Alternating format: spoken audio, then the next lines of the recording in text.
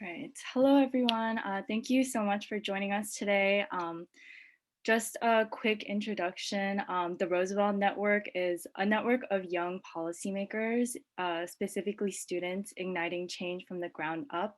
And we're extremely excited to engage in a dialogue with you all about what opportunities the Roosevelt Network can provide for you guys. We've had the incredible opportunity to partner with the SSCCC for the future, so we're very excited to be speaking with you all today.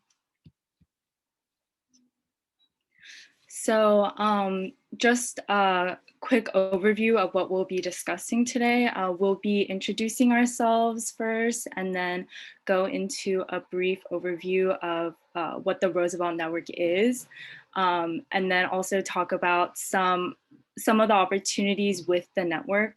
And then we'll specifically be talking about the Forge Fellowship and community college involvement.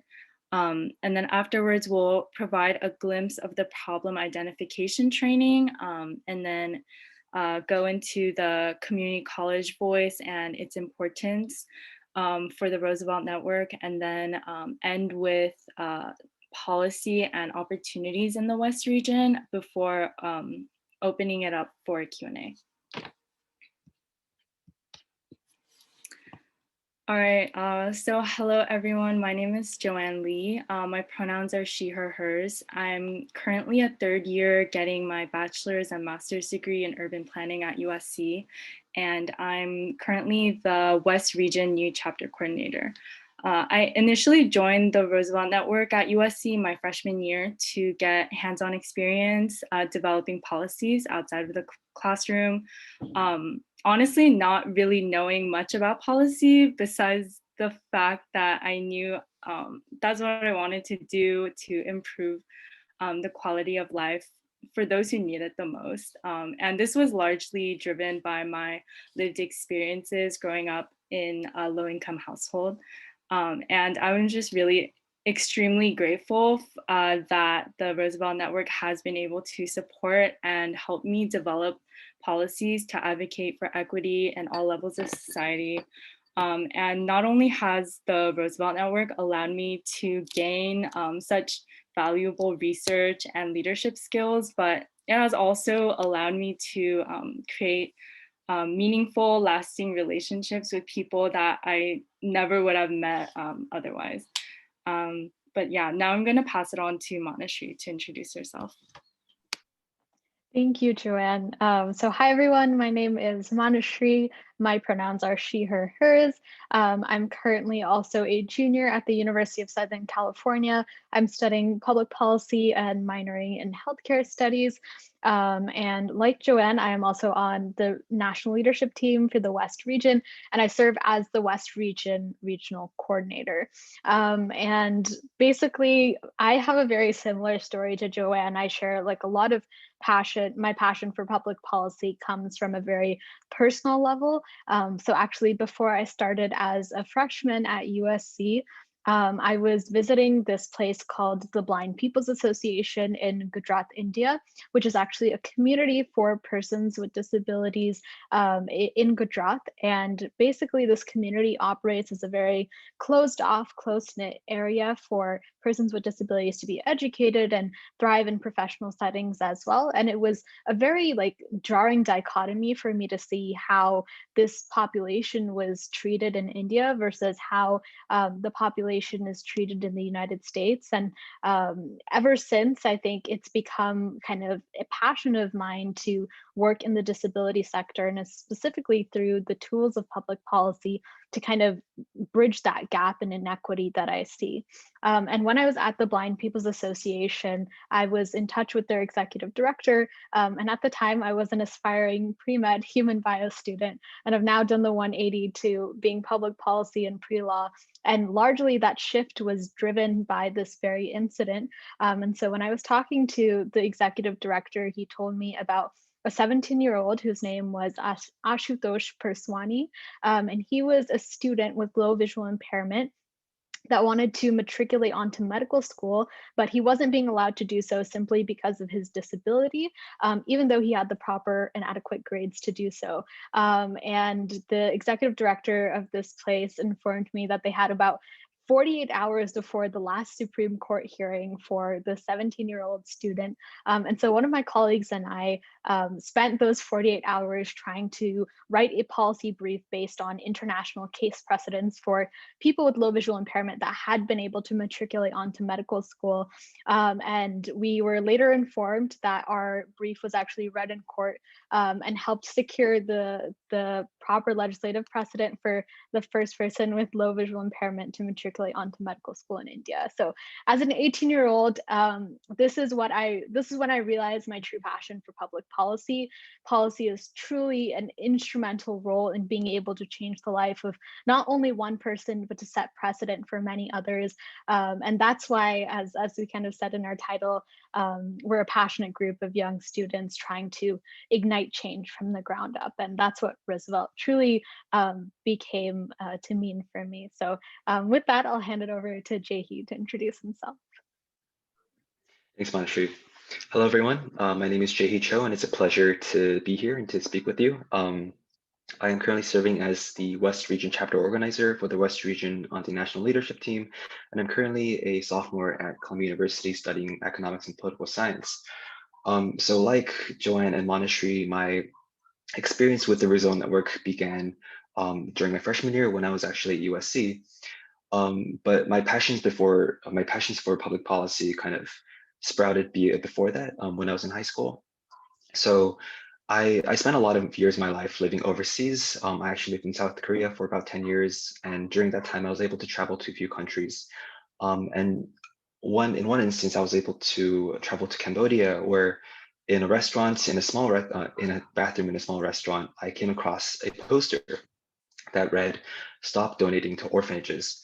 And it really kind of confused me because for us, a common instinct or a common belief is that a lot of third world countries that aren't necessarily well off, are in need of funding, are in need of donations from wealthier communities, from wealthier countries. But it hadn't been the case. As I read the poster, it revealed that a lot of the donations being sent over from overseas had actually created a predatory industry of orphanages in Cambodia, where orphanage owners would abuse children, force them to dance in front of tourists, and essentially play an act in order to get donations from sympathetic, well-intentioned donors. And so that kind of reframed my approach towards looking at the world, because I'd always thought that good intentions would eventually lead to good outcomes. But this was the first instance in which I realized that wasn't exactly the case. And so that really informed the way I approached just looking at the rules that really govern our society, and the rules that are well-intentioned, but don't necessarily create the best outcomes. And so with that mindset, I entered college, and I was able to really kind of learn the toolkit to, read policies, to really understand them, and to also create policy memos of my own. And so that kind of led me on a journey towards public policy and really sprouted an interest in government and in kind of learning more about this world that seems so foreign to a lot of us. And so that's just a brief explanation of my background, and I'll hand it back to Manashri. Thank you, Jahi. Yeah. So to kind of go into that was a perfect segue to kind of go into what the Roosevelt Network is. So as Joanne said before, the network more broadly is geared towards this idea of changing who writes the rules. And what we mean by this is trying to bring the right voices into the fold of the policy making table. And we want to do this through explicit ways like training, developing, and supporting emerging policymakers, researchers, and advocates across the US. And in essence, what we're centered around is focusing our work and our efforts towards communities that are historically denied political power. So at an organizational level, if you look at the diagram in the center, that's kind of how the network itself functions in a bubble. So the network is kind of spread across 40 different states. We have about 10,000 students spread across the US through these different chapters that we have organized as a network and as a national staff. And so basically, we're comprised of current undergraduate students who work at the campus level, and then also program alumni who have graduated from these campuses and from the Roosevelt Network. And then people like myself, Joanne Jehi, and I serve on a national leadership team of about 25 to 26 students spread across different regions of the US. And so Joanne Jehi and I kind of spearhead the West region.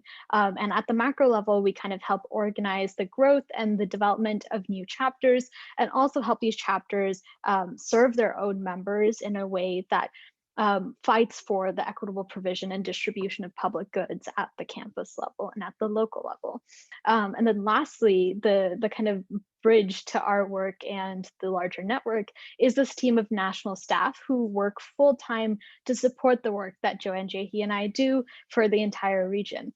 And so the national staff does this by kind of building structures or frameworks, as well as trainings and partnerships and strategies for us to really approach this fight for public goods. And as we'll kind of delineate in this presentation, there's a multitude of ways that the national staff approaches this, whether that be trying to help us identify problems or giving us the right tools to build coalitions and to advocate for policies that we're passionate about.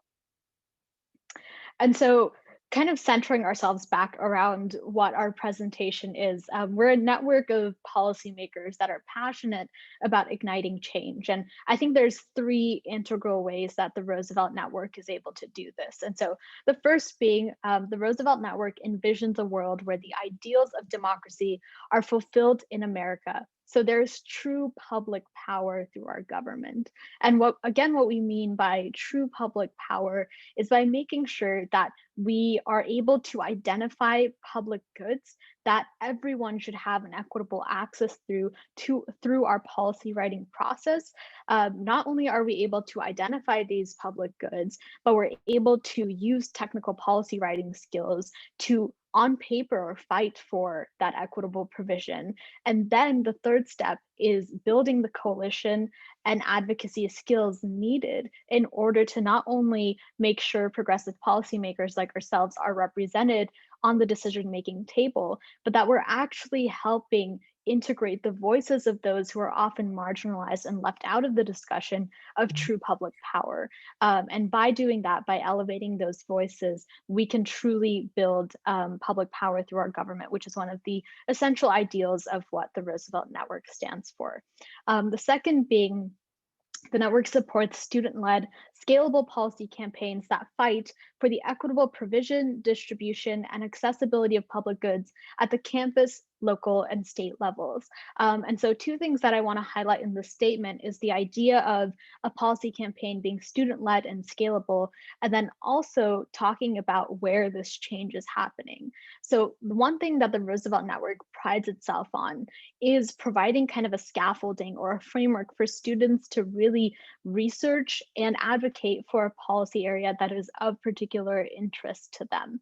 And so through all of these trainings that the national staff develop and through the ones that Joanne Jehi and I facilitate as the West regional team, we're able to help direct these student-led scalable policy campaigns at the local level. And that second part is also very instrumental, the idea of this change being local. So the Roosevelt Network thinks that this type of true public power can be built when these policy campaigns are focused on our immediate communities, the communities that we live and serve in. And so by thinking globally, by addressing access to public good issues that exist at the federal level or at the national level or even internationally, but grounding ourselves in that work locally can truly be integral to contributing to that global change. And so it comes back to this idea of think globally, act locally, which the Roosevelt Network really stands for. And the last thing is how the network kind of operates as a program of the larger institute. So the Roosevelt Institute, which is partnered with the Roosevelt Library in upstate New York, they are focused on kind of bringing the ideals of Franklin and Eleanor Roosevelt into the 21st century. And the Institute has these leading economists and political scientists who the network largely works with in order to bring these ideals into the light of the 21st century. And I think this refreshing student perspective that Roosevelt constantly tries to embody and integrate within the fold of their network does a really effective job at making sure that all voices, students and professionally as well, are integrated into the policymaking discussion, which I think is key and integral, as we'll talk about later in our presentation today. In this slide, I'll be talking about the opportunities that we offer as a network. So if you are to join our network, we have a lot of different facets that really kind of give you opportunities to learn how to develop professionally, learn how to engage on an intellectual level with policies, and also for you to engage kind of on a more structural, boots on the ground level with advocacy and also policy creation. And so I'm going to go over about three categories. Firstly, being professional development opportunities, secondly, being alumni opportunities, and lastly, being fellowship, incubator, and publication opportunities. These are all opportunities that are accessible from the undergraduate level, and some of these pertain to when you graduate and when you enter the workforce and go beyond that.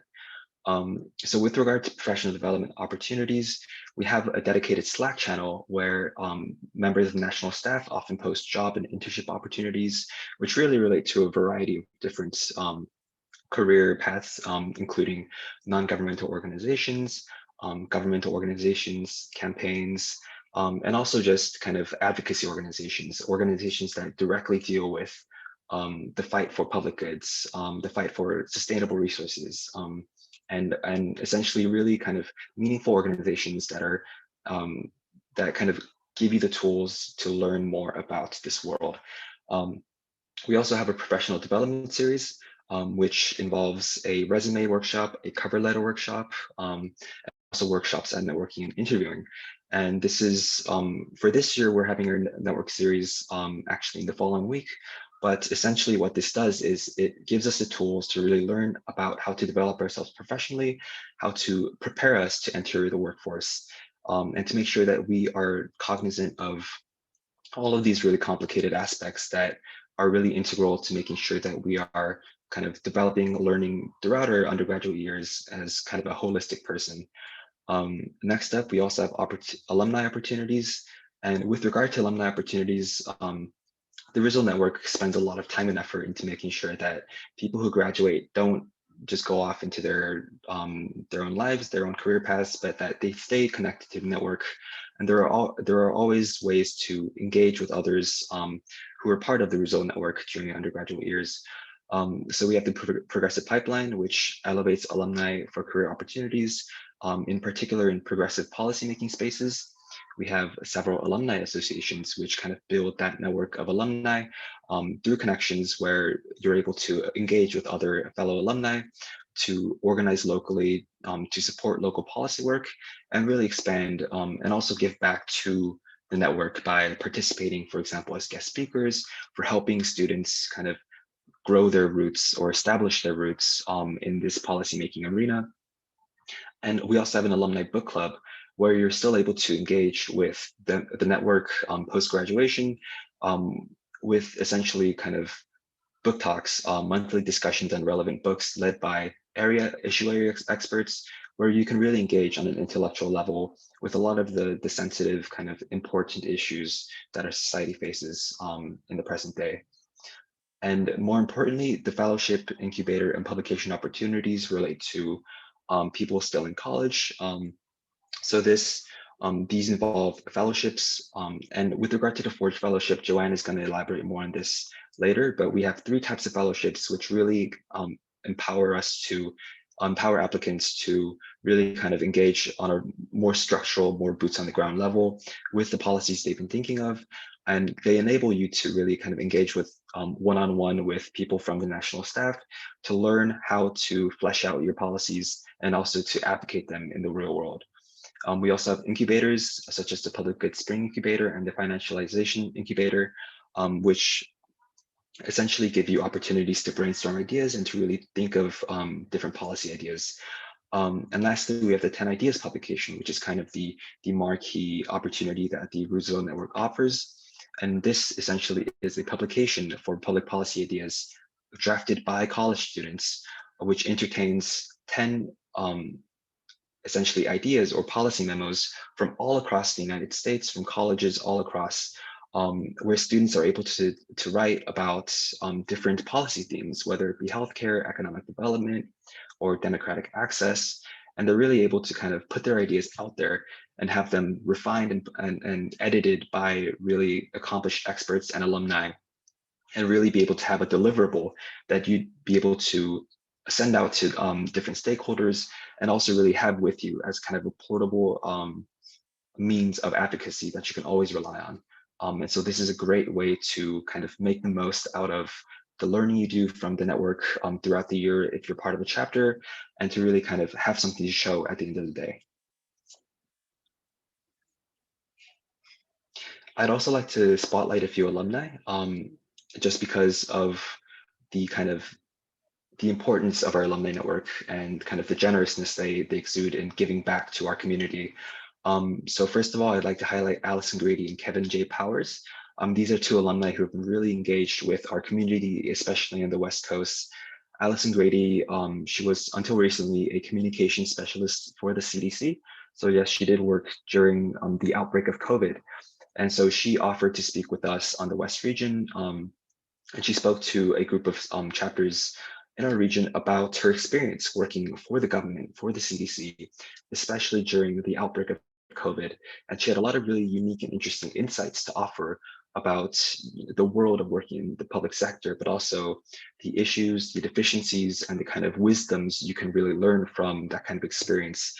And that really kind of opened our eyes with regard to just the way that um, one kind of policy can, or government administration can influence the way that the government does its work. Next up, I'd like to introduce Kevin J. Powers, who is a community consultant for the California State Assembly. So he's been really integral with helping our region with its advocacy efforts. To note, he's offered to speak at our regional conference, just kind of give us a small training about how to reach out and get engaged with stakeholders and build those crucial relationships that are key to getting your policy heard and out there. And he's also been working closely with some of our chapters, most notably USC, to really get policy analysts, i.e. members, out there and kind of reaching out to stakeholders. And lastly, I'd like to highlight Joelle Gamble, who is actually the special assistant to the President Joe Biden for economic policy. And I'd like to spotlight her because she kind of embodies the idea that your roots in your path in college is kind of determined by what you decide to engage in. And Roosevelt really is a foundational experience, and it has been for a lot of us in kind of leading us towards this public policy arena and cultivating a lot of our interests. And so she was actually the founder of the chapter at UCLA. And so her journey from Roosevelt onto the White House is kind of exemplary of the way that our network kind of assists our graduates, and also how it kind of it cultivates that interest, and it gives us the tools to really be able to engage on a professional level with the policy world.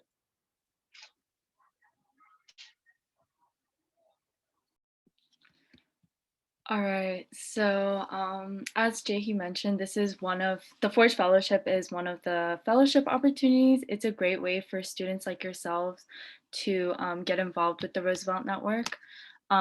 So the Forge Fellowship is a 5 to 8 week stipended opportunity for students who are currently enrolled at community colleges or public universities that don't have an existing Roosevelt chapter on campus. So through these fellowships, all fellows will develop core policy, research, and writing skills, and also take their leadership potential to the next level.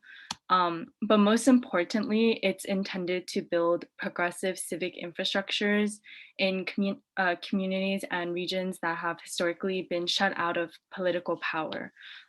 We believe that government can and should be a force for equity and justice, if we can change who writes the rules and who holds decision-making powers within it.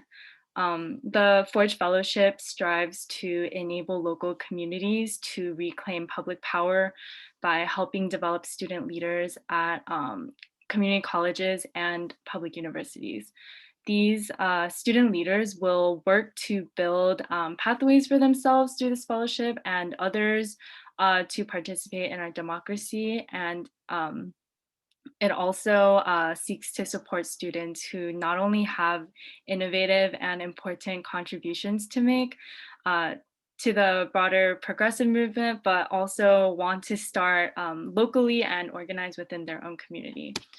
So what you'll gain from this fellowship is a network of academic and professional support from Roosevelt Network staff, your personal mentor, the broader community of mentors, and also the national network of Roosevelt alumni, like Jaehee kind of talked about before. And then you also leave with a completed policy brief or memo, which you'll present to the Forge cohort at the end of the program. You can use this to advocate for your policy at the governmental level, locally, statewide, whatever. And you'll also leave with the skills and tools that are essential for coalition building, which include like effective communication, broad outreach skills, power mapping, building coalitions, and just so much more. Also, you will leave with an understanding of Roosevelt's worldview and an ability to explain to others the trends in our economy and democracy that have led us to and can lead us out of the current American policy landscape. You also gain professional development skills. So you'll have like a strong resume and a cover letter that they'll help you like create, which is really helpful, and also have a better understanding of the progressive professional pathways that you could pursue after graduating. We're gonna be speaking about Titus. He's an exemplary fellow because he is a fellow during this pandemic and has been able to tackle a policy memo while also starting a new chapter. So he's currently a junior at the University of Washington, and he specifically researches Seattle policies as a prominent tech hub, integrating them into Kenya's, which is where he's from, Kenya's internet, communications, and technology sector. And yeah, he's also the founder and president of the Roosevelt Network there, and is, yeah, they're trying to rapidly grow it throughout the UW campuses because there's more than one. So yeah. And then next, now I'll be talking about Amber and Mariah, who are both serving as the community college organizers this year. So they both started as Forge Fellows actually, and the problem identification training, which we'll kind of give you guys a glimpse of after this slide, and intro to policy research training, public power, public goods, and intro to policy trainings. They're both extremely important trainings that are incorporated into this fellowship to equip you with the tools and perspectives that you need to create and advocate for equitable policies. They also both attended Hyde Park, which Manashri kind of talked about earlier. They got to meet other students across the nation who are also Forge Fellows, and also students at different chapters, and just meet people who have the same values as them. And yeah, also go through a lot of other useful trainings. And then now they're serving as national student leadership as community college organizers. They work regionally and provide support to every student who needs it at community college.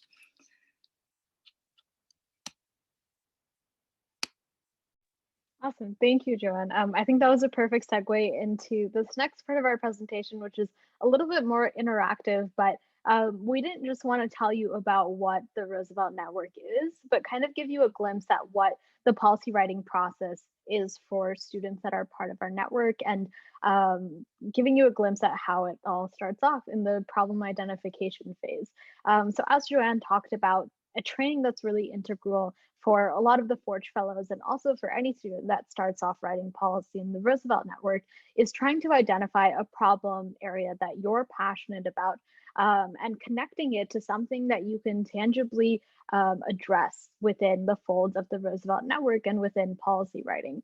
So one key question that we kind of like to center ourselves around is, are there things in your community that you would like to change? And what would you like to see instead?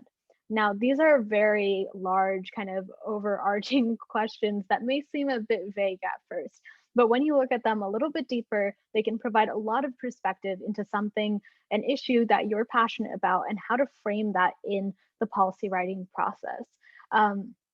So I kind of want to break this down in 3 different steps, right? The first step is identifying what you value in a statement that says, I value, and then insert something that you're passionate about, whether that's something personal, something that you relate to in terms of your culture or where you grew up, or a community that you consider yourself to be a part of.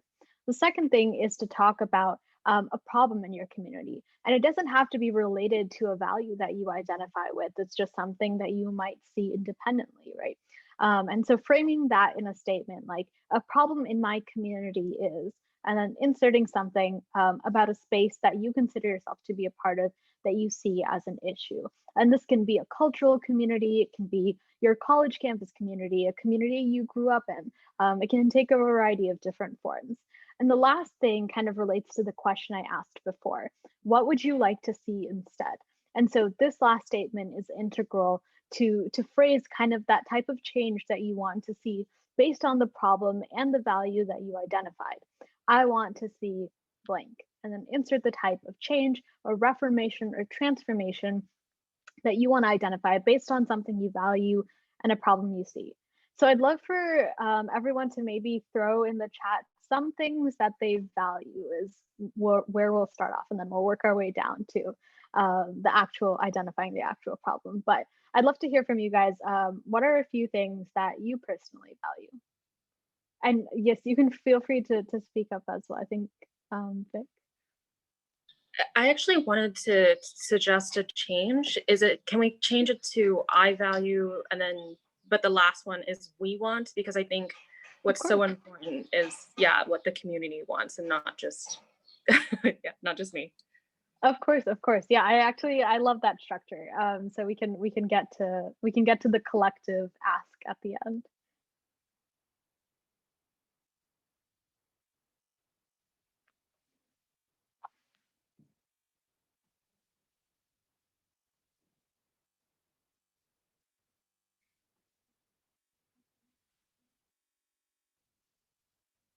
Awesome. I love the values that are being put in the chat right now. Community, valuing the rights of LGBTQIA, valuing access to key professional experiences regardless of background, animal welfare rights. Amazing. I'll wait for another 30 seconds. Feel free to add in. Transformative justice, a world where accountability doesn't require us to use more violence. Very well said. Public speaking and representation, access to resources for low-income students, freedom from poverty, providing equitable resources in primary education. Super cool. A lot of what I'm seeing, I think, is a combination of both a value and a problem that you see in your community, which is really cool, because I think you guys are tackling the first 2 steps within one question. And so I think one common thread that I see, at least in a few of the things that have been said, is rights, community, equity, and representation. Those are very key values, regardless of what community you're a part of or what community you're trying to address a problem in. That's something that grounds all of us. And Vic, thank you so much for, again, bringing up the fact that it's important for us to talk about how our ask for something related to policy or political change is also collective. So that's something that can probably ground us, right? A shared set of values. So it's great to see all of you guys putting very similar values in the thread. And so talking about now what a problem is. If it's different from something you've already put in the chat, feel free to add in a problem that you see separate in your community that might be different from a value that you identified. But some of the things that I have seen in the chat so far is unequal rights for the LGBTQIA population is a problem in a community. Lack of professional experience is another problem. Animal welfare rights. So a lot of low lack of resources for low-income students, primary education, resources for international students, food and housing insecurity, communication, college student debt. Those are all such important overarching problems. Immigrant rights violations. I love you guys are keep putting in different problems in your communities, because I think it's so important for us, to ground ourselves in these, again, these overarching values of equity and representation and access to resources, even political apathy. Yeah, Kevin, that's a great example of a problem that you experience in a community.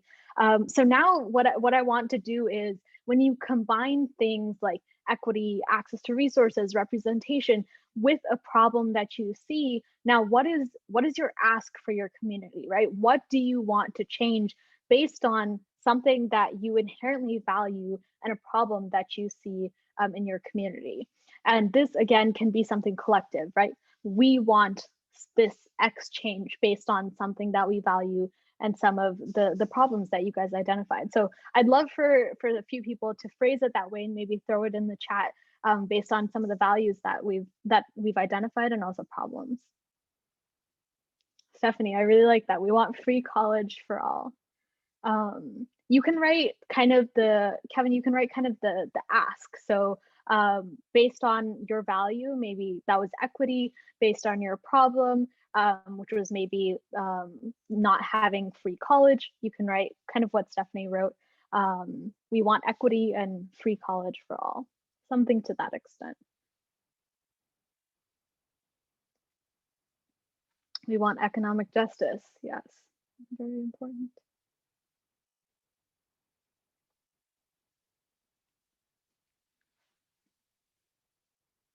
We want everyone to have a place to live. We want people to be able to communicate and feel comfortable talking. We want mental health counseling services and normalization for the LGBTQIA+ group. We want to close tax loopholes for the rich. We want policy that'll allow international students to hold impactful roles in the country. We want to see equitable solutions that address the food and housing insecurity in a way that is progressive and sustainable. I love these a lot. You guys did an excellent job, I think, at bridging the two things that I was trying to get at, which is taking something you inherently value, taking a problem in your community, and then identifying what you want. We want land preservation for wildlife and alternatives to animal experimentation. Amazing, amazing. You guys are extremely articulate in the way that you're throwing these in the chat. We want to see the rights of immigrants being respected in their asylum seeking process. Just like Roosevelt, yes, very true. But yeah, okay, so just to kind of keep us going in this sense, from the idea of identifying a problem, I want to move on to the next slide, where I actually now give you guys an example of what I intended from this activity, which is this example of I value, then giving a problem, and then what you want to see happen, right? So an example, again, is I value equity, which is one of the key concepts we identified as a shared value between this group of students that's even here today.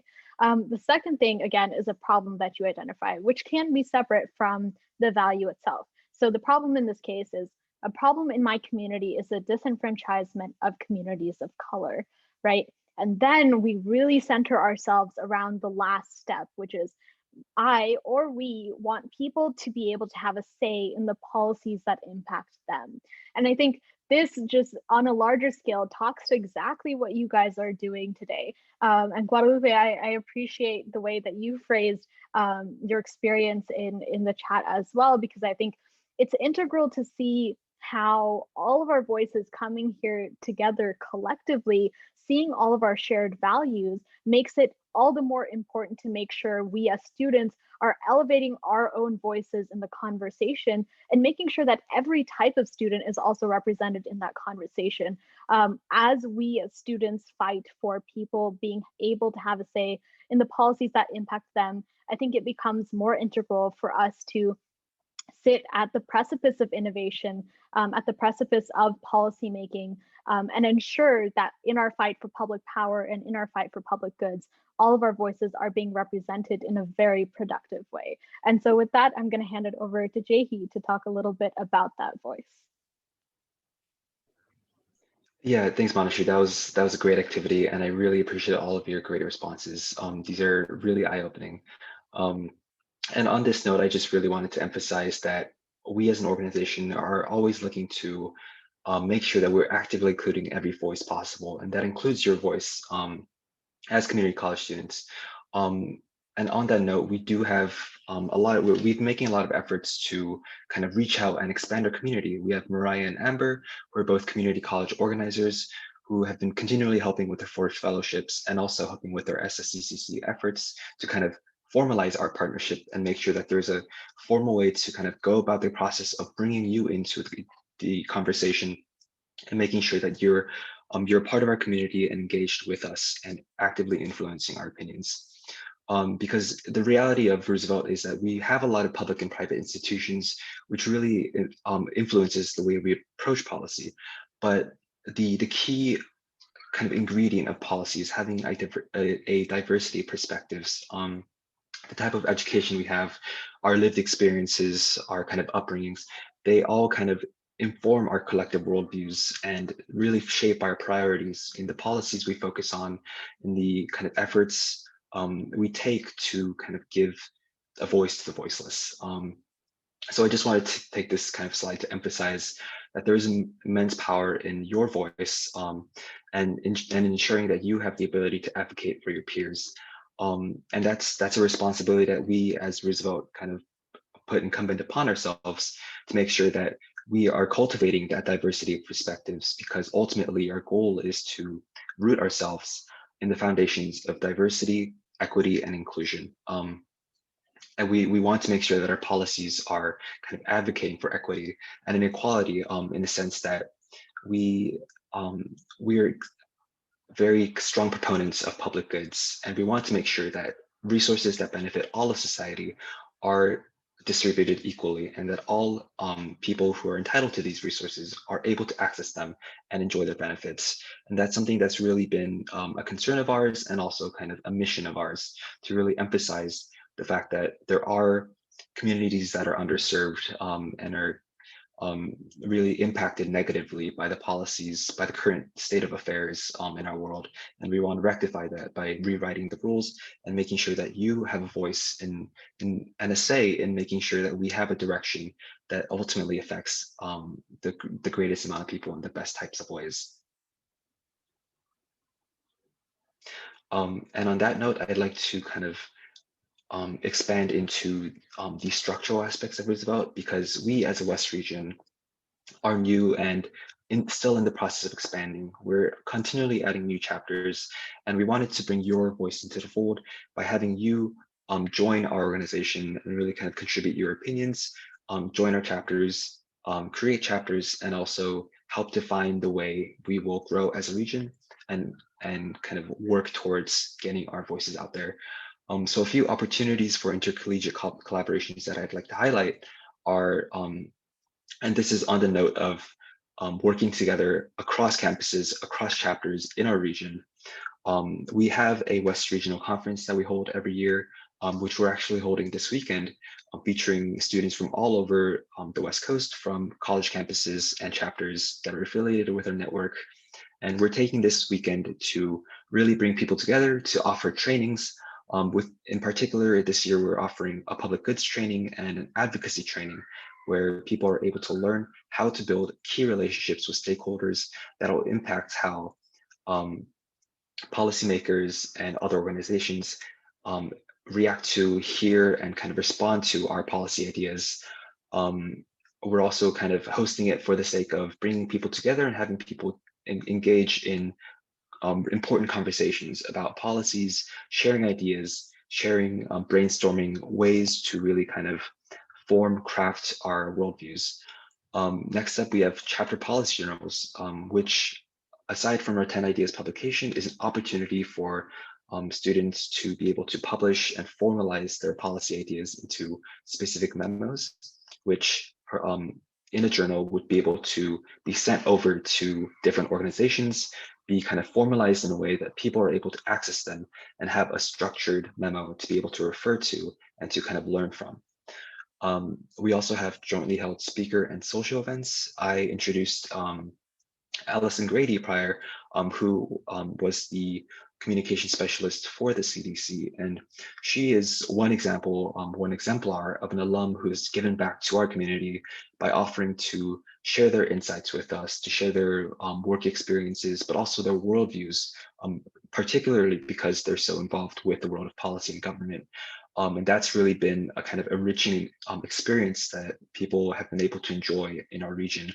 And we're also in the process of planning more guest speaker events for the future and hosting social events so that people are able to really kind of integrate themselves into this community and have Roosevelt be kind of a portable community for you to take wherever you end up, beyond community college into a four-year institution or even into the workforce. And so we're kind of a community that sticks with you and is always here to support you. We also have joint policy initiatives, which chapters are kind of collaborating on, where, for instance, if you find that a few of other chapters in the region share your interests, share your priorities, you will be able to kind of collaborate with them, work together as a collective to really push your ideas out there and get them recognized. And lastly, we have a lot more room to kind of define our priorities for the region. These are just a few of the examples of what we've done so far and what we've got in store. But really, we really want to bring you into the fold and have you have a say in kind of establishing what we can offer, first of all, as a leadership team to you as a member of Roosevelt, but also what we as a region as a whole can do to kind of further the mission of Roosevelt. All right, thank you, Jaehee. One of the tangible products of starting a Roosevelt chapter on campus is a campus-wide policy journal publication. Pictured is the Roosevelt Review for the USC chapter. And these are just a couple of the titles of policy memos published in this journal. Monastery actually helped write the second one, instituting financial incentives, increasing employment of persons with disabilities in California. But yeah, these journals are published in the format of the 10 Ideas journal. So there are already established trainings that policy research directors can use to help policy analysts create their own policy memos, which they can also submit to the 10 Ideas journal. This provides a great starting point to begin advocating for your individual policies at the local scale. It's also a really great introduction to policy writing. It's really accessible for all college students, regardless of your experience or background. Yeah, it's only like it's like 2 pages for the whole policy memo. So very doable. And just a few of the California Roosevelt branches that have either published or are preparing to publish their own journals are UC Riverside, UCLA, and USC.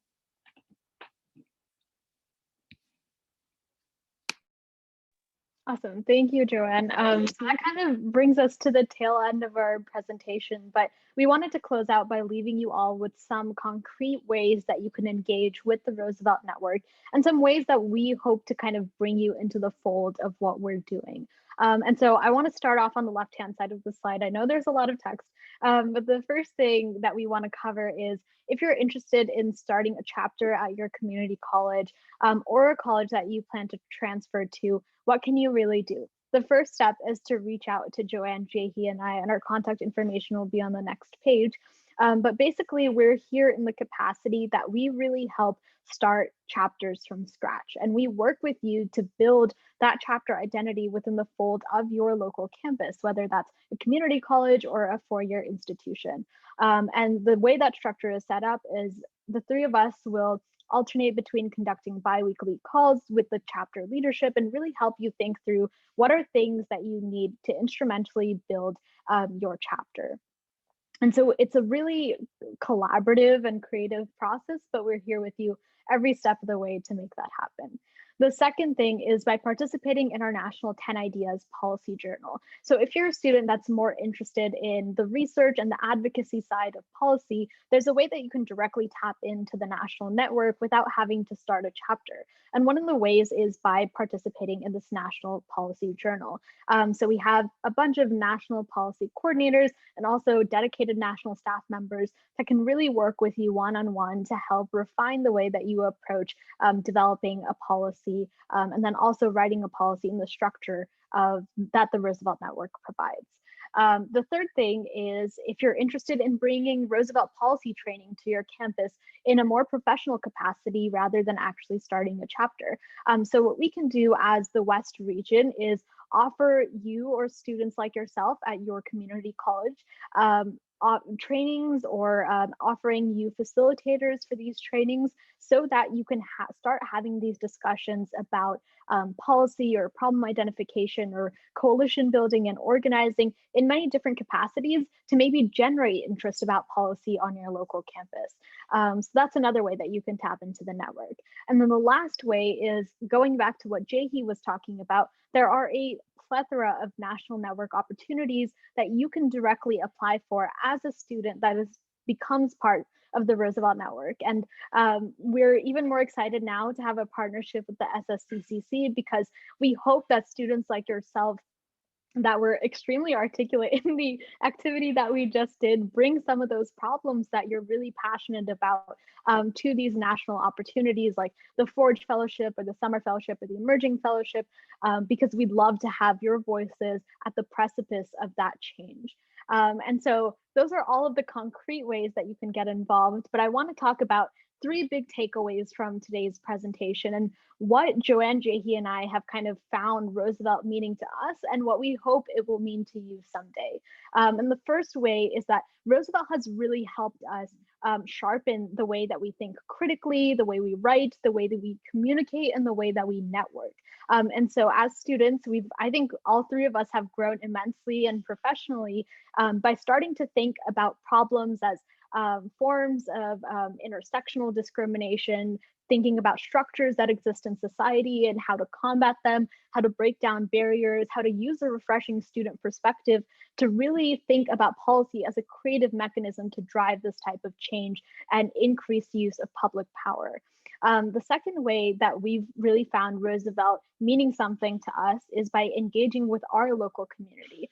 So again, this goes back to the point where we were talking about thinking globally and acting locally.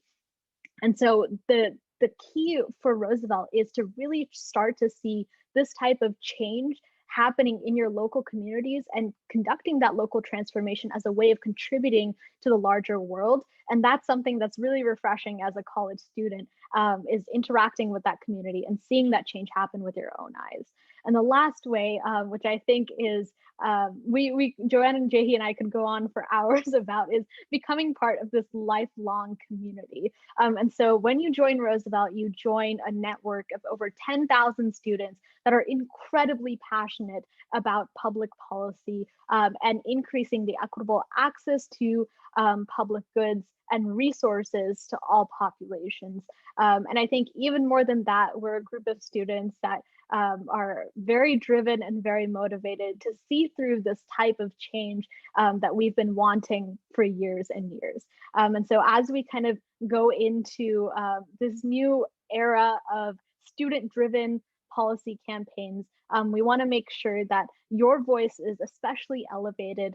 The community college voice is especially elevated and integrated into the fold of our network and into the fold of progressive policy change.